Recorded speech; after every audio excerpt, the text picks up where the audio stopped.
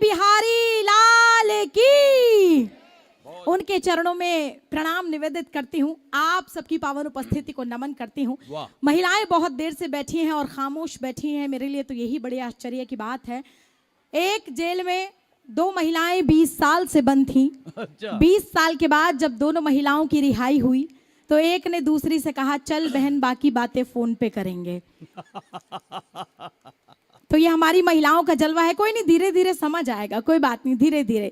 ये morning walkers and joggers club की तरफ से कार्यक्रम किया गया है और यकीन जानिए मैं तो ये सोच कर आई थी बड़े फिट लोग मुझे देखने को मिलेंगे, लेकिन सोफे पे बड़ी मुश्किल से फिट हो पा रहे हैं। मैं उनको नमन करती हूँ। मुझे तो याद आता है कि एक ऐसे ही सेठ साहब थे, डबल डेकर। उन्होंने अपने साथ एक कर्मचारी रखा हुआ था और आदेश दिया हुआ था कि सुबह 5:30 बजे मुझे उठा देना, मैं मॉर्निंग वॉक के लिए जाऊंगा। सुबह 5:30 बजे वो पहुंचा, उसने सेठ जी को जगाया। सेठ जी ने एक करवट इधर ली, एक करवट इधर ली और थोड़ी देर बाद जब अलार्म बजा या वो अपने समय पर उठे तो उन्होंने कर्मचारी को डांट लगाई, कहा कि मैंने तुम्हें 5:30 बजे उठाने के लिए कहा था, तुमने मुझे जगाया क्यों नहीं? उसने कहा, मालिक साहब मैंने आपको सुबह बिल्कुल आपके कहे अनुसार 5:30 बजे जगाया था, आपने एक करवट इधर ली, एक करवट इधर ली, मुझे लगा बड़े आदमी हैं ऐसे ही वॉक करते होंगे।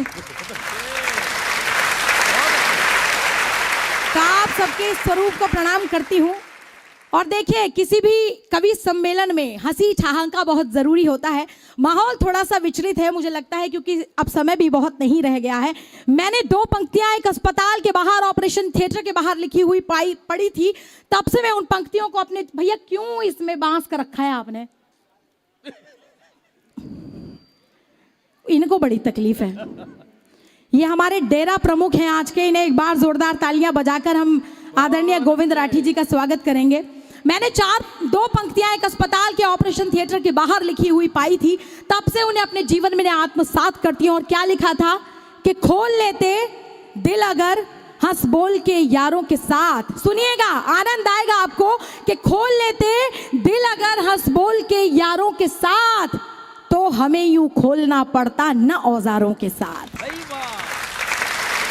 अगर दिल को इश्क की, मोहब्बत की, प्यार की बीमारी लगा लेंगे तो स्टंट जैसी बीमारी से दूर रहेंगे। इसलिए हंसना बेहद जरूरी है, मोहब्बत करना बेहद जरूरी है और अपने दिल को हल्का रखना बेहद जरूरी है। मैं प्रणाम करती हूँ बाबूजी के, जो खूबसूरत तरीके से उन्होंने कहा कि लाइट बंद मत करो, दिखाई नहीं दे रहा है।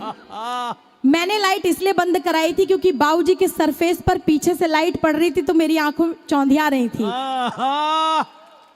लेकिन बाबूजी का फेस जितना खूबसूरत है उससे ज्यादा खूबसूरत उनका सरफेस है। एक बार जोरदार तालियां बाबूजी के लिए। बहुत अच्छे। मैं आपको बता दूं, एक इंसान के सिर पर 2 ही महिलाएं हाथ फेरती हैं। अच्छा। एक उसकी माँ और एक पत्नी। माँ जब पुरुष के सिर पर हाथ फेरती है तो बाल बढ़ते हैं,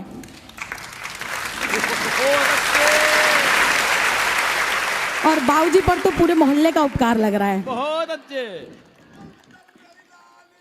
जय। देखिए, ये होता है आनंद। और वाकई इस धरती को नमन करती हूँ जहाँ लोग हमेशा हंसी में रहते हैं, लोग हमेशा आनंद में रहते हैं। मैं 4 पंक्तियों से प्रारंभ होना चाहती हूँ। अभी 21 तारीख को भी मैं आई थी, आदरणीय दिलीप गुप्ता जी यहाँ बैठे हैं जिन्होंने मुझे अपने कवि सम्मेलन में बुलाया था। बार एसोसिएशन की ओर से वो कवि सम्मेलन था और इतना खूबसूरत, इतना ठहाकों के बीच वो कवि सम्मेलन संपन्न हुआ। वहीं से विमल जी ने मुझे इस कार्यक्रम के लिए उन्होंने आदेशित किया कि मुझे आना है। अब मेरी इज्जत आपके हाथ है, स्वागतम। तो आप अच्छे से सुन लीजिएगा, तो विमल जी को ये लगेगा कि मैं हर जगह चल जाती हूँ। मैं 4 पंक्तियां पढ़ती हूँ आपके लिए, क्या कहती हूँ सुनेगा।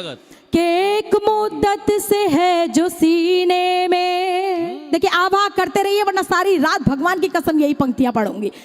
जोर से आवाह करिएगा, तालियों से स्नेह मुझे पहुंचाइएगा।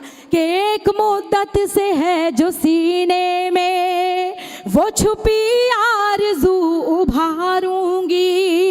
एक मुद्दत से है जो सीने में, वो छुपी आरज़ू उभारूंगी।